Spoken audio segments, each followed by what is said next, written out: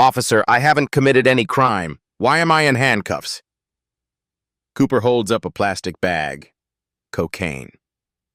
Found this under your seat. Routine stop. Davis stares at it. That wasn't in my car.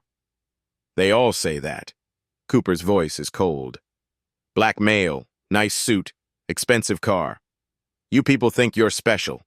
Think you can drive through my county with drugs. He turns to the crowd, phones filming. Got another dealer tonight, folks. Found cocaine right under his seat. A woman shouts, "Lock him up!" Davis stays calm. Officer, check the serial number on that evidence. I don't take orders from you. Cooper cuts him off. You're just another black man who thought he was above the law. What Cooper doesn't see, the FBI badge in Davis's wallet. What he doesn't know, he just planted drugs in the FBI director's car. In 4 minutes, his career ends. In 28 days, he faces a grand jury. Right now, he smiles. Certain. Untouchable. He just destroyed his life. 15 minutes earlier, Martin Davis drives alone. No motorcade. No agents in SUVs behind him. Just a man going home to see his mother. The highway stretches ahead, empty this time of night. Traffic thins past the Atlanta exits. His phone sits in the cup holder, Bluetooth connected. His mother's voice fills the car, warm and tired. You sound exhausted, baby. Davis smiles. Long week, Mama, but I'll be there in 40 minutes. She's been asking about his work. He tells her it's the usual. Meetings, briefings, budget reviews. He doesn't mention the police accountability task force he's been building for 8 months. Not yet. The work is delicate. Reform always is. You drive safe now, Eleanor Davis says. Her voice carries weight it didn't used to. The heart condition makes her tire faster, but she's still his mother, still gives orders. Yes, ma'am. And when you get here, I made your favorite, peach cobbler, still warm. Davis laughs. You didn't have to do that. I know I didn't have to. I wanted to. They talk about small things. His sister's new job, the neighbor's dog that won't stop barking. Normal things. The kind of conversation that feels like home even when you're still on the highway. Davis glances at the suit jacket folded on the back seat. Dark navy, tailored. He'd worn it to a Senate hearing that morning. Testimony on federal oversight of local law enforcement. The senators asked pointed questions. He gave measured answers. Reform isn't built in hearing rooms. It's built in policy, in training, in accountability structures that actually work. He hums along to the song on the radio, Old Motown, his mother's favorite. The kind of music that sounds like memory. I'll see you soon, Mama. I'll be waiting. He ends the call. The road ahead is dark, empty, peaceful. Interstate 85 cuts through Georgia like a vein. At night, it's mostly trucks and late travelers. People going somewhere. People coming home. Davis keeps the speed at 70, cruise control, no hurry. He's been driving this route since he was a teenager. He knows every exit, every mile marker, the stretch where the road curves and you can see Atlanta's lights behind you, fading. The engine hums, steady, reliable. He bought this car himself, a simple sedan, not the kind of vehicle that announces rank. He prefers it that way, less attention, more normal. He thinks about the task force, 8 months of quiet work, building coalitions, gathering data, documenting patterns of misconduct across 12 departments, not to punish, to fix, to create systems that protect both communities and good officers. The work matters. It's why he took this job, not for the title, for the chance to make things better. His phone buzzes, a text from his deputy director. He'll check it when he stops. Ahead, in his rear-view mirror, lights appear. Blue, red, pulsing. Davis glances at the speedometer. 70. Legal limit. He hasn't drifted lanes. Hasn't run any signals. He frowns. The lights grow brighter, closer. He signals, slows, pulls onto the shoulder. The patrol car follows. Davis puts the car in park, engine running, hands on the wheel, visible. It's instinct now, FBI training. But also something older, something his mother taught him when he got his license at 16. Keep your hands where they can see them, baby. Don't give them a reason. The patrol car door opens. Footsteps on gravel, slow, deliberate. A flashlight beam cuts through his window. Tap on the glass. Davis lowers the window. Cool night air rushes in. License and registration. No greeting, no explanation. The officer's face is backlit by the flashlight. Hard to see features. But the voice is flat.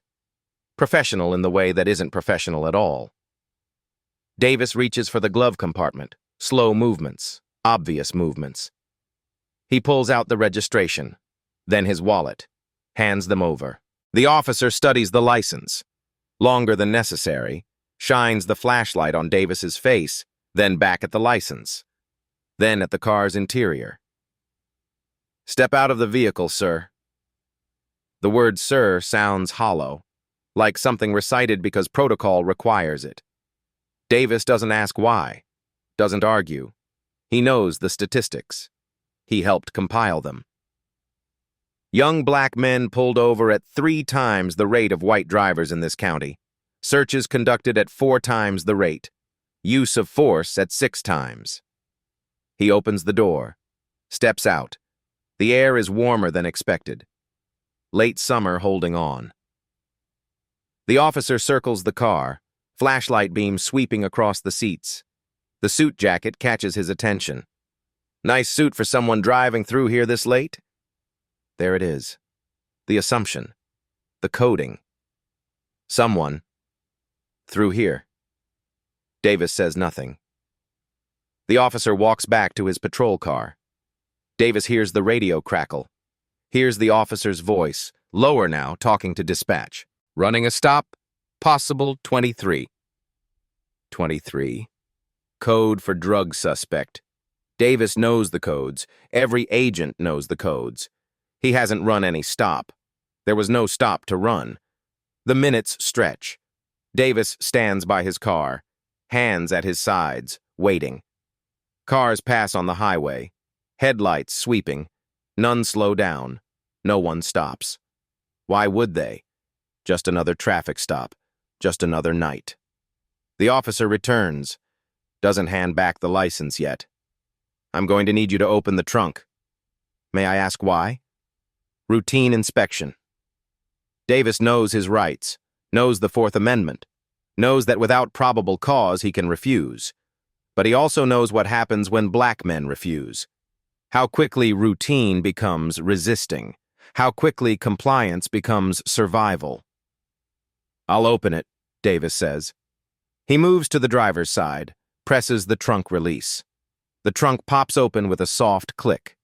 The officer walks to the trunk, looks inside. A gym bag, emergency kit, nothing unusual. Then the officer does something Davis doesn't expect. He walks back to his own patrol car, opens his trunk.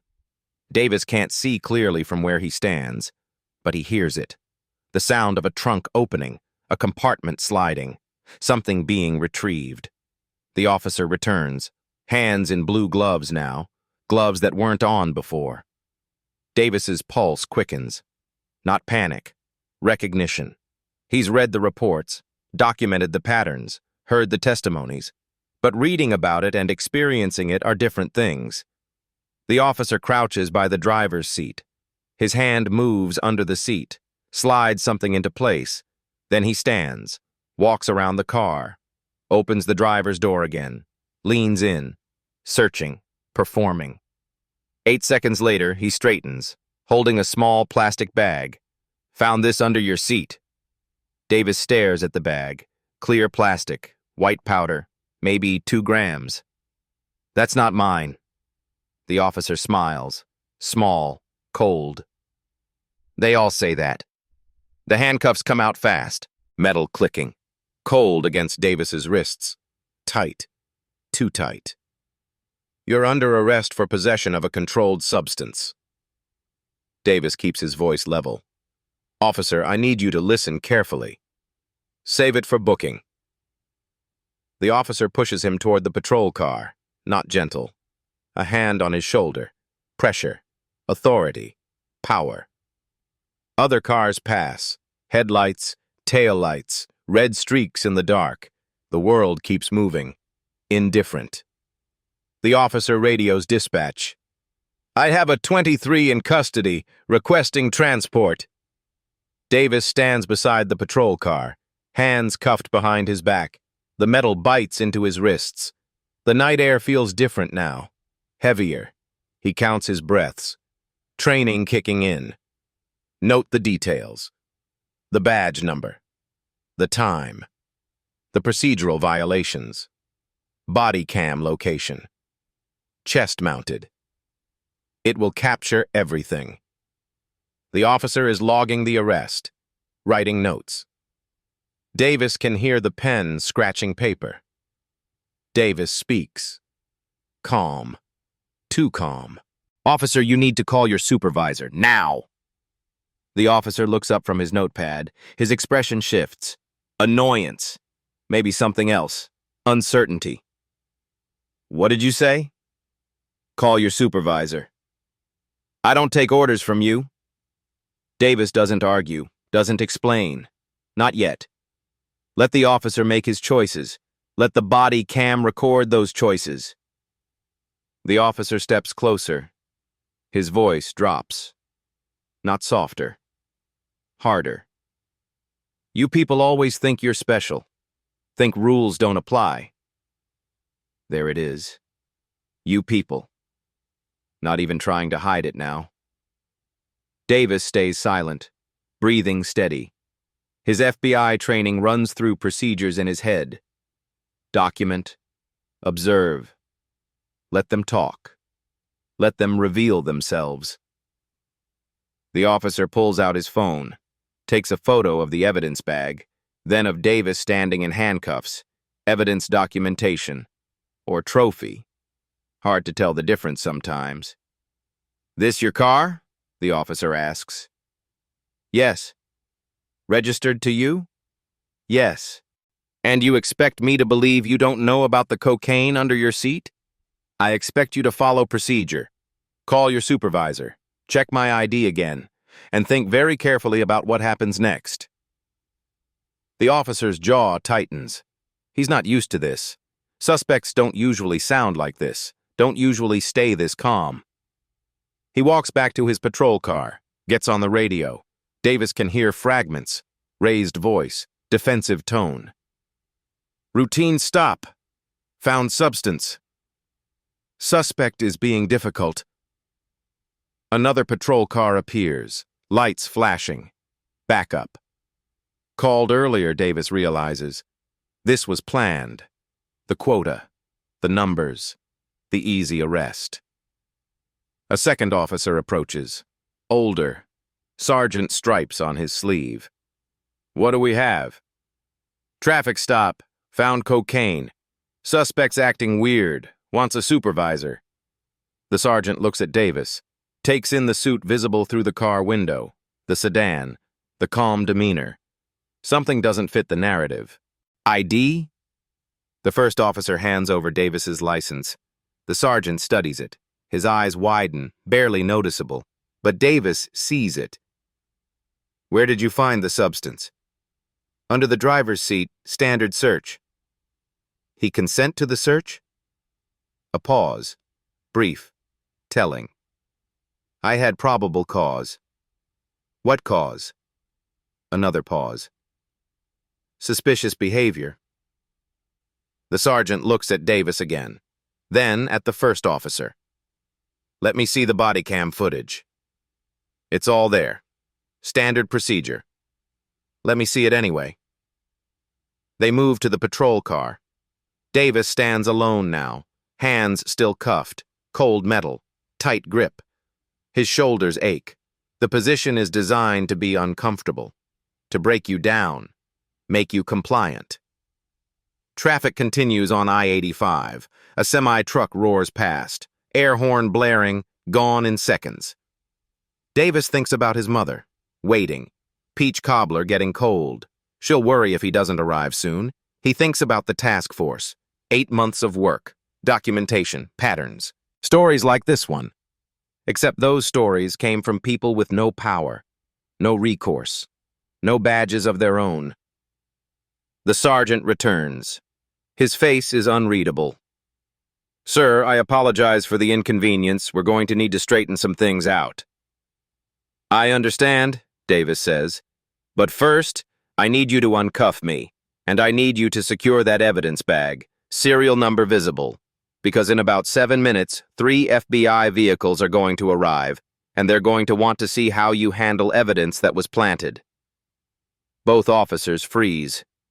"What?" Davis nods toward his car. "My wallet. Check it again. Carefully this time."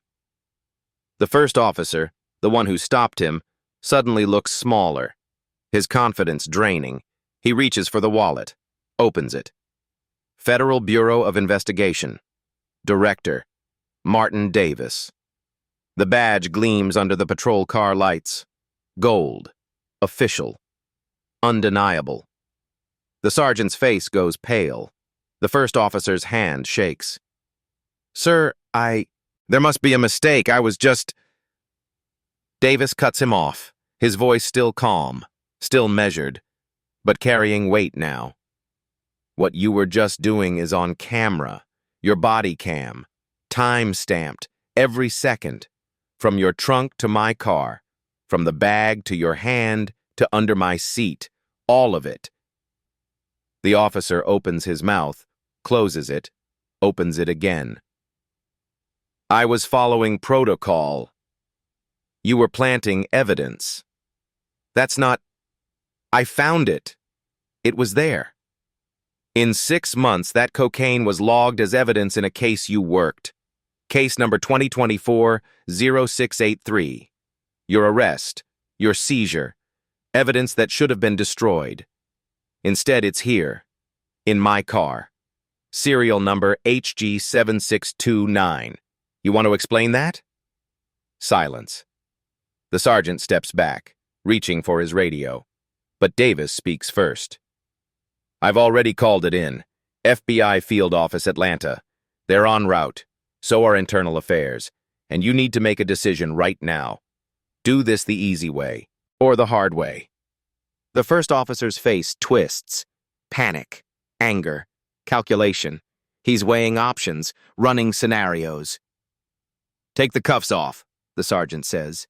"But take them off. Now." The cuffs click open. Davis rubs his wrists. Red marks where the metal bit into skin. He'll photograph them later. More evidence. In the distance, headlights approach. Fast. Multiple vehicles. The officer who stopped him is pacing now. Phone out, calling someone. His voice frantic.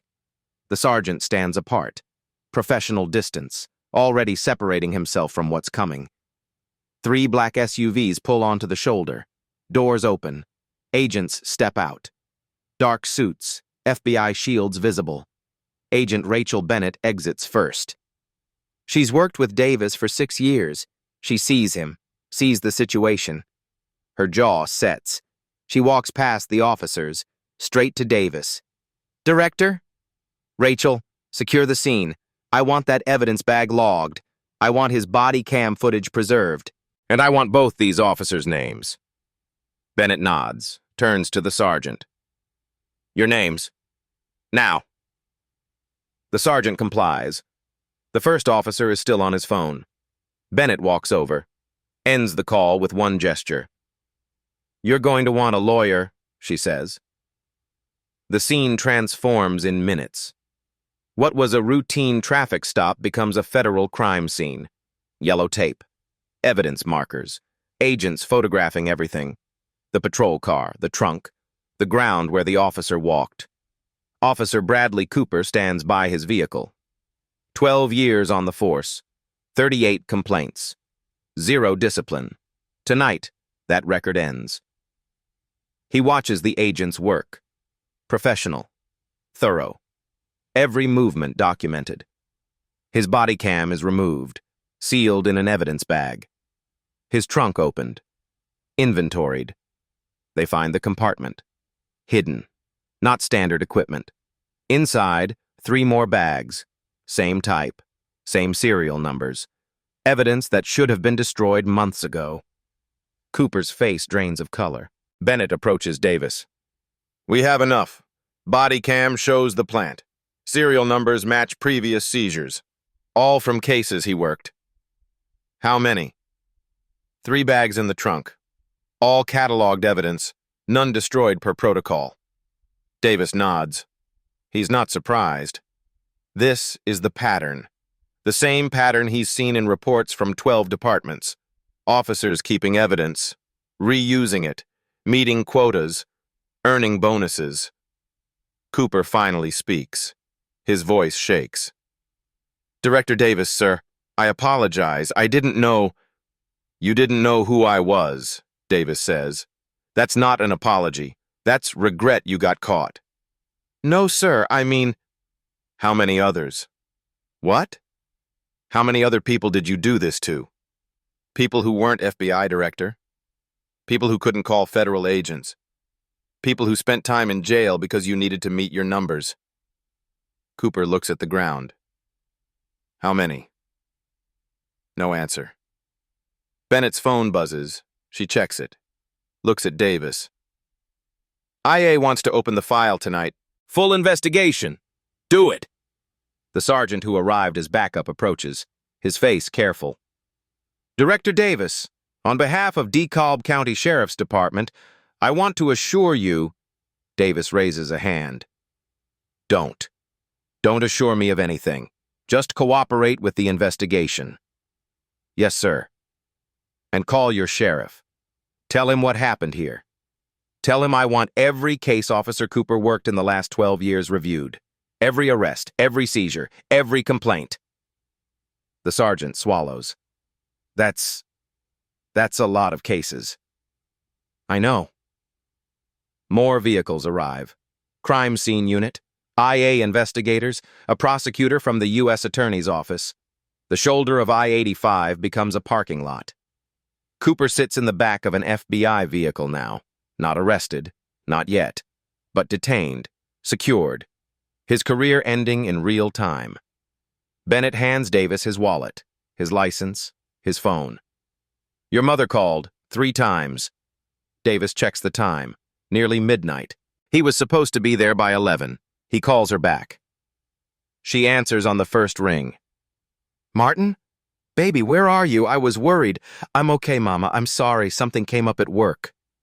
I'll be there soon. You sure you're okay? You sound... I'm fine, I promise. Keep that cobbler warm. He ends the call. Guilt sits heavy. She's waiting, worrying, and he can't tell her what happened. Not yet. Not until he knows what this becomes. Bennett watches him. You want to go? We can handle this. No, I stay until it's processed.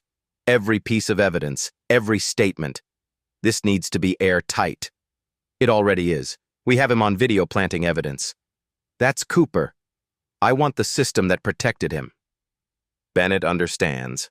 This isn't about one officer. It never was. By 2 in the morning, the scene is cleared. Evidence logged. Statements taken. Cooper transported to FBI field office for questioning. Davis finally gets in his car. Drives the rest of the way to his mother's house. The highway is empty now. Just him and the road and the weight of what started tonight. He thinks about the others. The ones Cooper planted evidence on before. The ones who had no badge to show, no agents to call. The ones who pled guilty because they couldn't afford to fight. The ones still carrying arrest records, still unable to get jobs, still marked by a system that failed them. His mother's porch light is on when he arrives. 3:15 in the morning. She's still awake. He parks, sits for a moment, breathing. Then he goes inside. Within 7 minutes, 3 FBI vehicles arrive. Cooper is no longer in control. By morning, neither is his department. Day 1. Agent Rachel Bennett opens the file on Bradley Cooper. The folder is thick, thicker than it should be for an officer with no discipline on record. 38 complaints, filed between 2012 and 2024. 17 involve racial profiling. 9 allege excessive force. 4 claim evidence planting. 3 cite illegal search and seizure. Every single complaint marked the same way: unfounded, not sustained, insufficient evidence, 0 disciplinary actions. Bennett reads them chronologically. The pattern emerges fast. Complaint number 1, March 2012. Marcus Williams, age 24. Traffic stop. Cooper claimed he found methamphetamine in the console. Williams maintained innocence. Case dismissed 6 months later. Prosecutor cited lack of evidence. But the arrest record remained. Williams lost his job. Security clearance denied. Life altered. Complaint number 8, June 2014. Keisha Johnson, age 31, pulled over for failing to signal. Cooper searched her car for 40 minutes, found nothing. Johnson's complaint noted Cooper called her mouthy when she asked why she was being detained. Complaint number 14, August 2017. Anonymous tip to Internal Affairs. Cooper keeps extra evidence bags in his trunk. IA investigated. Found nothing. Cleared Cooper. Case closed. The tips pile up. The pattern repeats. Young men, mostly black. Ages 18 to 45. Similar neighborhoods, similar stories. Evidence appearing, cases dismissed, lives disrupted. Bennett pulls the arrest records. Cooper's numbers are impressive. Top performer in drug seizures. 15 to 20 arrests per quarter. Always meeting targets, often exceeding them.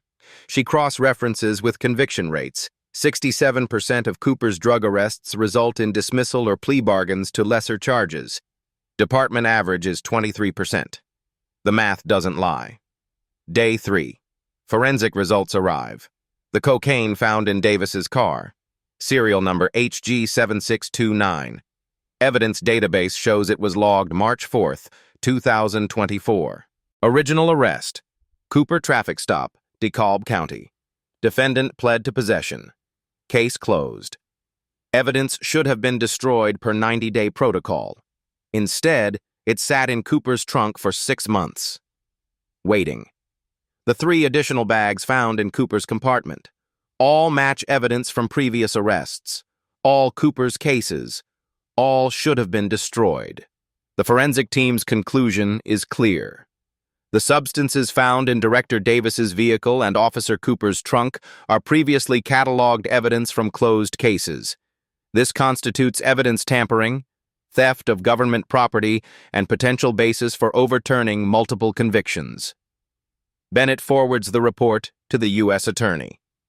Day 5. The emails arrive. Subpoena served on DeKalb County Sheriff's Department. Full server access. Keyword search: quota, target, bonus, performance. 214 results. Bennett starts reading. Email dated January 10, 2023. From Sheriff Daniel Graham to all patrol supervisors. Subject: 2023 Performance Standards. Gentlemen, budget requires we maintain drug seizure fund levels. Each officer, 15 arrests minimum per quarter. Focus stops on high-value neighborhoods where recovery likelihood is highest. Target vehicles that fit profile. This is not optional. High-value neighborhoods. Bennett pulls the demographic data. 3 zip codes. 89% black population. Fit profile. Bennett doesn't need a decoder. Another email. January 15th. From Lieutenant Reynolds, Shift Commander.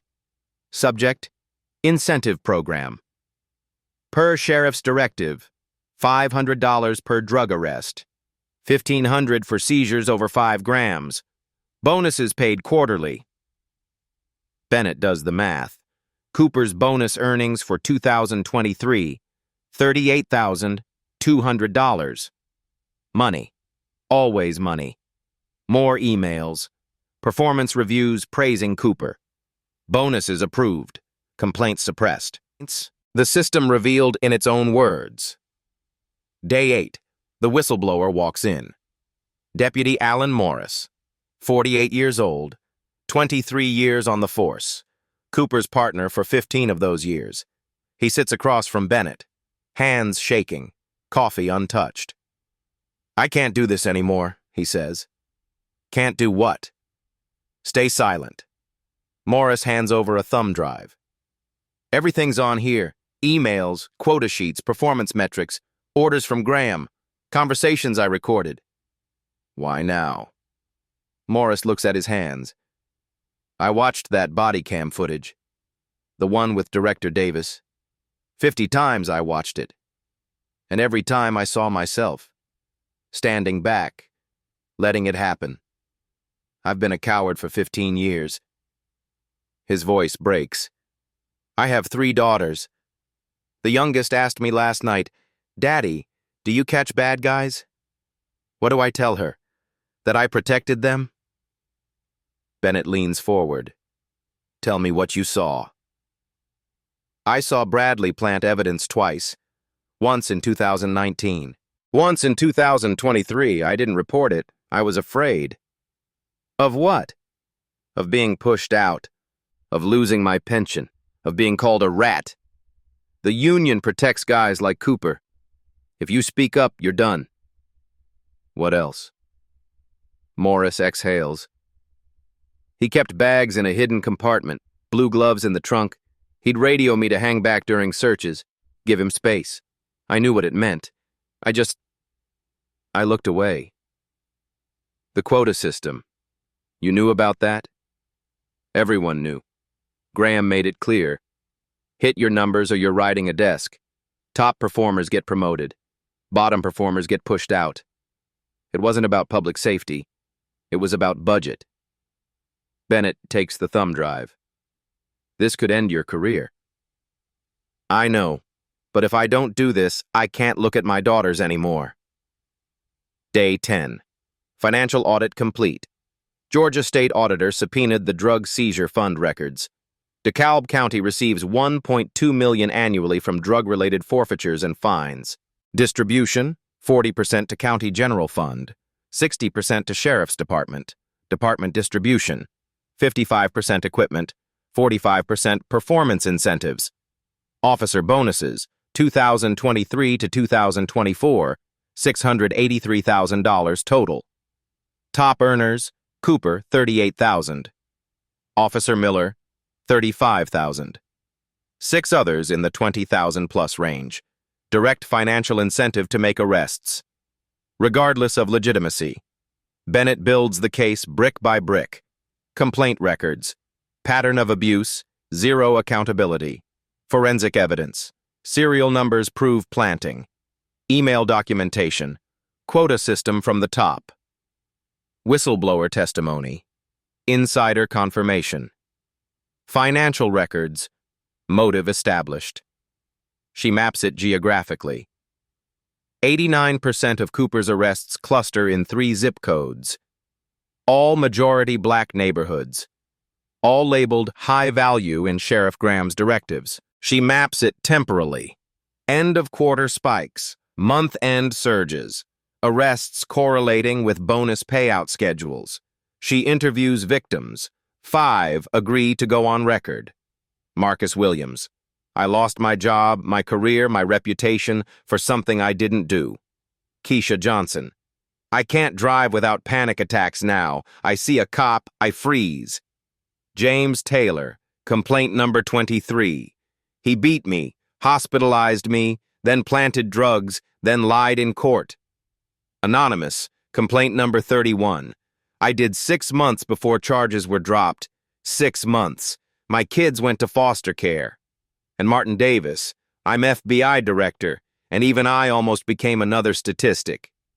The case builds, layer by layer, receipt by receipt. If you've ever wondered how one person can change a system, keep listening. The next piece of evidence will break this wide open. Bennett compiles the final report. 163 pages. Appendices with evidence logs. Victim statements. Financial analyses. Timeline reconstruction. She sends it to the U.S. Attorney, to the Department of Justice Civil Rights Division, to the Georgia Bureau of Investigation. Subject line, Systematic Civil Rights Violations, DeKalb County Sheriff's Department. But evidence isn't enough when power protects its own. By day 12, the department strikes back. Day 12, the union moves first. Press conference. Sheriff's Department headquarters. Union attorney Stephen Clark stands at a podium. Behind him, a banner. Protect those who protect you. Clark's statement is careful, prepared. Officer Bradley Cooper has served this community for 12 years with distinction. He has put his life on the line repeatedly. These allegations are serious, but they are also unproven. Officer Cooper acted within protocol. The substance was found during a legal search. Any allegation of planting evidence is defamatory and reckless. He doesn't take questions. Doesn't need to. The message is delivered. Sheriff Daniel Graham issues a written statement. No press conference, no cameras, just words on letterhead. We are cooperating fully with federal authorities. However, we have serious concerns about jurisdictional overreach. Officer Cooper's record speaks for itself. We will protect our officers from politically motivated attacks. The counter-narrative begins. Day 13. The memo leaks. Not to the press. To Cooper's allies. Officers he's worked with. Union members. The subject line, protect our own. The message is clear without being explicit. Witnesses may feel pressure to cooperate with federal investigation. Remember, loyalty matters. Silence protects everyone. Those who speak against fellow officers often find their own careers scrutinized. The threat is implicit, but everyone understands. Marcus Williams receives a visit. 2 officers at his door. Not threatening, just checking in. Making sure you're okay. Heard you've been talking to the feds. You know how these things can get complicated. Williams doesn't sleep that night. Keisha Johnson's employer receives an anonymous call. Are you aware your employee has a criminal history? Might want to run another background check. She's put on probation the next day. The teenager from complaint number 23, now 23 years old, suddenly recants. I must have misremembered. It was a long time ago. I don't want to be involved. Anonymous from complaint 31 moves to Tennessee. Leaves no forwarding address.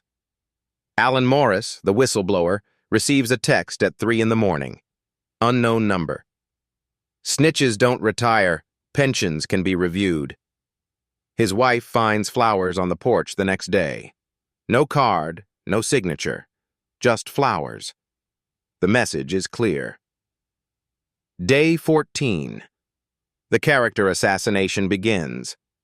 Anonymous blog posts appear. FBI director abuses power over traffic stop. Federal overreach into local law enforcement. Was Davis really innocent? Social media campaigns. #StandWithCooper. Thousands of followers overnight. Accounts created recently.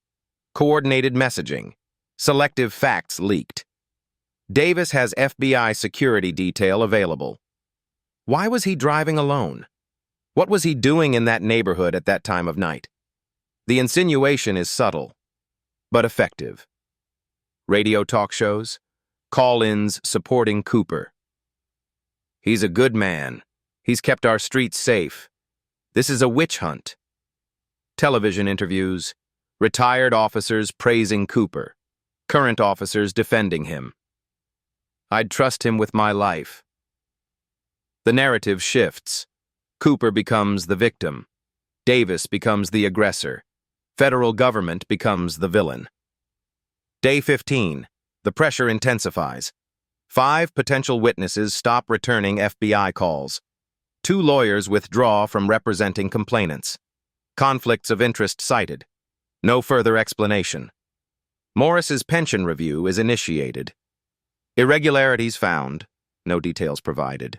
Williams's credit report shows unexplained hits. His score drops 80 points overnight. Johnson's car insurance is canceled, no reason given. The tactics aren't loud, they're quiet. A phone call, a visit, a reminder that power has a long memory. County commissioners meet privately with Sheriff Graham. The topic: federal interference in local law enforcement. State legislators question FBI authority. DeKalb County can handle its own affairs. Governor's office issues a statement, monitoring the situation closely. The system closes ranks. Union attorney Stephen Clark issues another statement. Officer Cooper acted within protocol. The substance was found during a legal search. Any allegation of planting evidence is defamatory. The sheriff's office declines comment pending internal review. Bennett watches the counterattack unfold. She's seen it before. Different departments, same playbook. Intimidate witnesses, discredit accusers, control the narrative, protect the institution. She calls Davis. They're going hard. Witnesses are scared. 2 have recanted. 3 won't return calls. Expected, Davis says. Keep building the case. We don't need all the witnesses. We need the evidence. The body cam, the serial numbers, the emails, those don't recant. What about Morris? Protect him. Transfer if necessary. He stuck his neck out. We don't let it get cut off. Day 16. Davis receives a call. Hospital. His mother's condition has worsened. Heart failure complications. He needs to come now. He's in a conference room. Depositions scheduled. Evidence review. The case building momentum. He looks at Bennett. She sees his face. Knows without asking. Go, she says. He drives. Fast. The same highway. The same route. Past the spot where Cooper stopped him. He doesn't make it in time. Then, on day 16, Davis receives a call. His mother's condition has worsened. Eleanor Davis passes at 4:15 in the morning. Her son is not there. He's on I-85 driving 90, trying to make up for lost time. He arrives at 4:53, 38 minutes too late. The nurse meets him in the hallway. I'm so sorry, Mr. Davis. She passed peacefully. No pain. Davis nods. Can't speak. The nurse leads him to the room. His mother lies in the bed. Still. Peaceful. Sheet pulled to her shoulders. Her face relaxed, free of the pain that marked her final weeks. Davis sits beside her, takes her hand, still warm. He doesn't cry. Not yet. He sits, silent, holding her hand. The hand that raised him, fed him, taught him, slapped him when he needed it, hugged him when the world was too much. The hand that waved goodbye every time he left. The hand that always welcomed him home. He sits for 2 hours. Nurses come, go. Give him space. Give him time. Morning light fills the room. Ordinary. The world continues. Indifferent to grief. Day 18. The funeral. Small church in Georgia. Eleanor's church. The one she attended for 40 years. White paint peeling. Wooden pews worn smooth. Organ slightly out of tune. Outside, 3 news vans. Cameras with telephoto lenses. Reporters waiting. Davis arrives in the same dark suit. The suit Cooper mocked. He walks past the cameras, ignores the shouted questions, enters the church. 60 people inside. Family, friends, neighbors. People who knew Eleanor as Eleanor, not as the FBI director's mother. Davis delivers the eulogy. His voice steady, controlled, no breaking. My mother taught me one thing above all. Do right, even when it costs. Especially when it costs. She lived that, every day, in small ways and large. She never asked for recognition, never sought attention. She just did what was right, and she expected the same from me. He doesn't mention the case, doesn't mention Cooper, doesn't need to. Everyone knows, the whole country knows now. The cameras zoom in through the windows, looking for tears, for weakness, for emotion they can broadcast. Davis gives them nothing. After the service, he stands alone by the grave. Others have left, given him privacy. The sun is hot, Georgia summer refusing to end. He thinks about the 40 minutes, the promise he made. "I'll be there in 40 minutes, Mama." It took 35 days instead. That night, alone in his mother's house, he listens to her voicemail, the one she left 2 days before she died. "Martin, baby, it's Mama. I know you're busy. I know the work is hard, but I want you to know I'm proud of you. So proud. You're doing the right thing. I know it costs. I know they're coming after you. But you were born for hard things. Don't let them make you small, you hear me? Don't let them make you small." Her voice cracks on the word small. She was already weak, already dying, but still giving orders, still being his mother. "I love you, baby. Come see me when you can. The cobbler's still waiting." The message ends.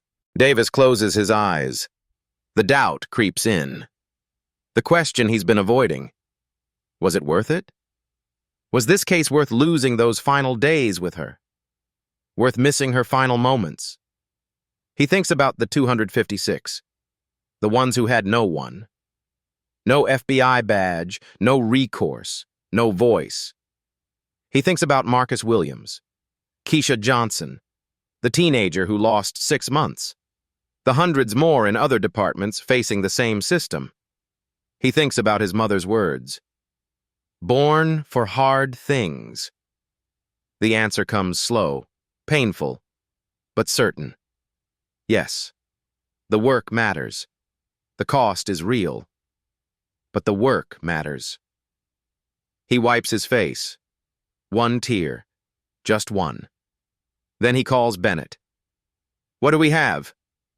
"Boss, take time. We've got this." "I'm good. What do we have?" "Witnesses are scared. 2 more recanted. But the evidence holds. Body cam, serial numbers, emails, Morris's testimony. It's enough. Then we move forward." "You sure?" My mother didn't raise a quitter. For 48 hours, it looks like Cooper will walk. Like the system will protect him one more time. Like Eleanor Davis's son sacrificed everything for nothing. Sometimes darkness comes before dawn. What happens next proves truth doesn't need to shout. It just needs to stand. Then, on day 18, the Atlanta Chronicle runs a story. The headline, 256 victims, 1 officer, 0 consequences. Jennifer Adams doesn't bury the lead. The Atlanta Chronicle, morning edition, above the fold, 7,000 words, 6 months of investigation. Officer Bradley Cooper has been planting evidence for 12 years. We have the proof. The article opens with Martin Davis, FBI director, Interstate 85, cocaine with a serial number. Then the reveal. Davis is victim 256. Here are the others. Adams names them. Every single one who gave permission. Marcus Williams, Keisha Johnson, James Taylor, 43 others on record. 212 more documented through arrest records and complaint files. The data is visualized in text. A timeline spanning 12 years. Dots representing arrests. Clusters in 3 zip codes. Demographics broken down. 82% black males ages 18 to 45. Outcomes tracked. 67% dismissed or pled down. The financial impact calculated. 1.2 million in settlements. None paid by Cooper personally. All covered by county insurance. Taxpayers funding the abuse. The article includes excerpts from the emails. Graham's directives about high-value neighborhoods. Reynolds's bonus structure. Cooper's earnings. The quota system laid bare. Morris's testimony appears. Anonymous, but damning. I watched him do it. I said nothing. That makes me complicit. At 9 in the morning, a federal judge rules on the FBI's motion. The body cam footage is public interest. Release authorized. The Chronicle embeds it. 1 minute, 23 seconds. Timestamp 00. Cooper at his trunk. Timestamp 08. Blue glove visible. Hand reaching into compartment. Timestamp 0:15. Small bag retrieved. Serial number visible if zoomed. Timestamp 0:23. Cooper walks to Davis's car. Timestamp 0:31. Hand slides under driver's seat. Timestamp 0:54. Cooper discovers the bag. Timestamp 1:15. Holds it to camera. Found this. No ambiguity, no alternative explanation, just evidence of a crime. By 10 in the morning, the video has 3 million views. By 11, hashtag 256 victims is trending nationally. By noon, protesters gather outside the DeKalb County Sheriff's Office. They arrive alone at first. Marcus Williams, holding a handwritten sign. I am victim number 1. Cooper planted meth. I lost my job. Within 30 minutes, 20 people join him. Within an hour, 100. By noon, 256 people stand in silence, each holding a sign, each with a name, each with a story. No chants, no shouting, just standing, bearing witness. The silence is louder than any protest could be. Media arrives, cameras everywhere, but the protesters don't perform. They just stand. Hour after hour. Keisha Johnson holds her sign. I am victim 43. I still have nightmares. James Taylor. I am victim 97. He beat me first. A mother holds a sign for her son. My son is victim 142. He tried to tell me. I didn't believe him.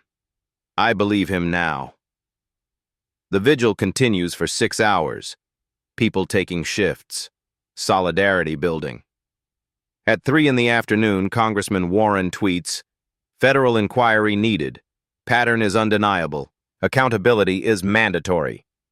At 4, the governor's office releases a statement. Deeply concerned, reviewing all available information. At 5, the Department of Justice announces Civil Rights Division opening investigation into DeKalb County Sheriff's Department. At 6, Sheriff Graham is forced to hold a press conference. He looks diminished, older. We take these allegations seriously. We are cooperating fully with federal authorities. Internal review is underway. He takes no questions. Walks off the podium. The tide has turned. Davis, watching from his mother's house, sees the protest on television, sees the signs, the names, the faces. His phone rings. Bennett. Boss, it's working. Public pressure is real. DOJ is in. Chronicle verified everything. We have momentum. Davis watches the screen. 256 people, standing together. They deserve this, he says. They deserve to be seen. You gave them that. No, they gave it to themselves. They just needed someone to believe them. Pressure builds, but it's not enough. Not yet. The system has one more trick.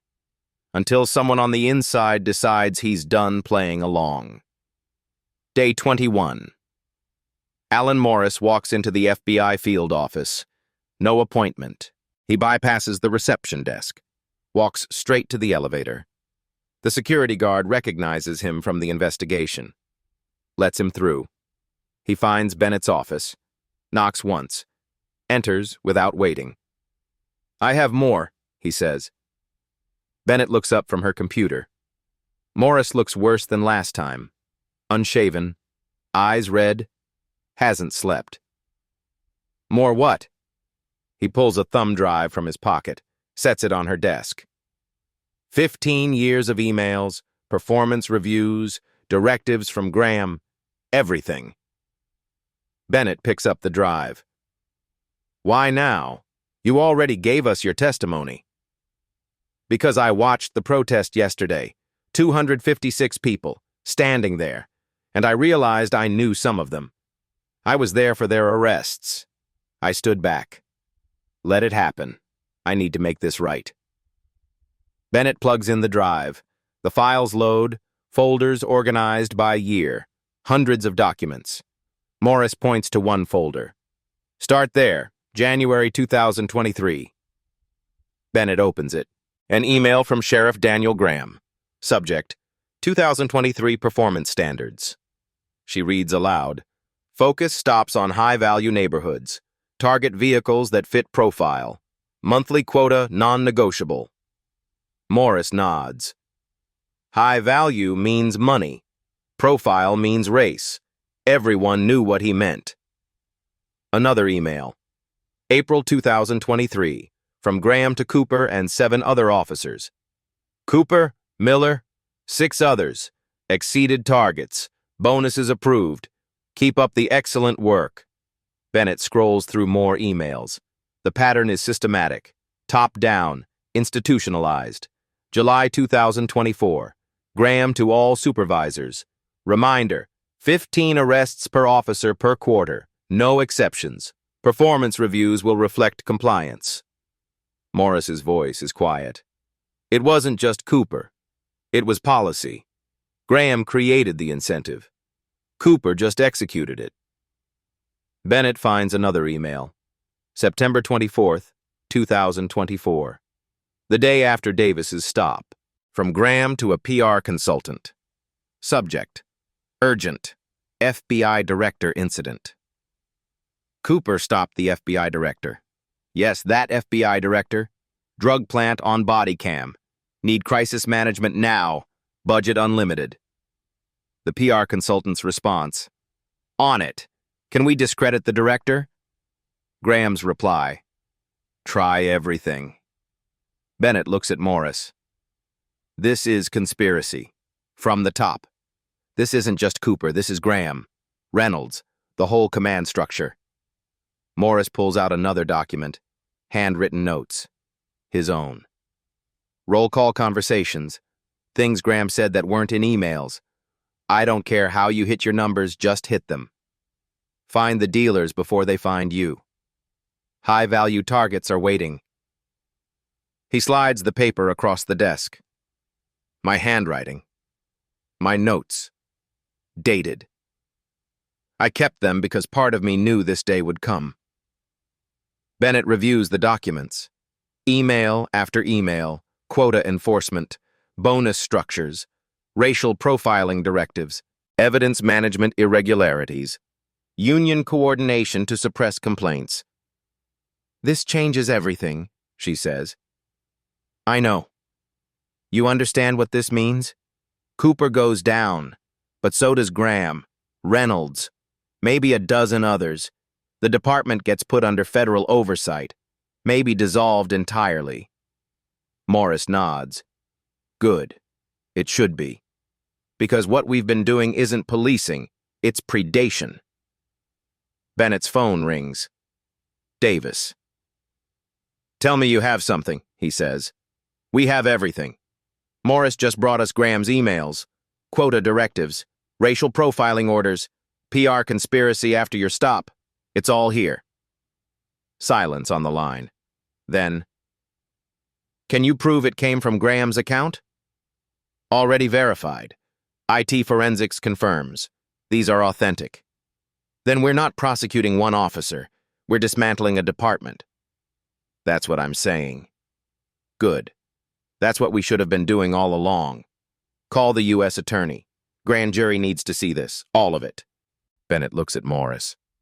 You ready to testify to all this? He doesn't hesitate. Yes. They'll come after you. Harder than before. This isn't just about Cooper anymore. This is about their entire leadership. I have 3 daughters. I want them to know their father did the right thing. Finally. The financial audit is updated. New analysis. The drug seizure fund isn't just incentivizing arrests. It's requiring them. Budget projections tied directly to arrest quotas. Equipment purchases dependent on seizure revenue. A self-sustaining cycle. Arrests fund the department. The department demands arrests. Officers who deliver get promoted.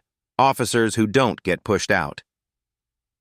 Cooper wasn't a bad apple. He was the product of a poisoned orchard. The case expands. What started as one officer planting evidence becomes a RICO investigation. Organized, systematic, criminal enterprise under color of law. Bennett compiles the evidence, the body cam, the serial numbers, the complaint records, the financial incentives, the whistleblower testimony. And now, the emails.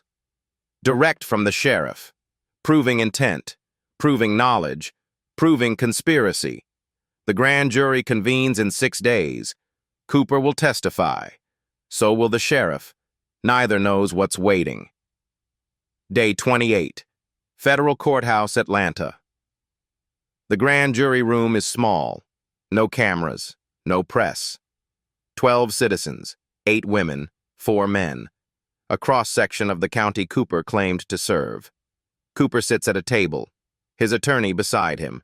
Navy suit. No uniform today. He looks smaller without the badge. The prosecutor, Assistant U.S. Attorney Sarah Mitchell, stands, methodical, prepared. Ladies and gentlemen, you're going to see evidence of systematic civil rights violations, evidence planting, false arrests, conspiracy. This isn't about one traffic stop. It's about 12 years and 256 victims. She plays the dash cam first. Timestamp 22/17/04. No traffic violation visible. No probable cause. Then the body cam. 1 minute, 23 seconds. The jury watches in silence.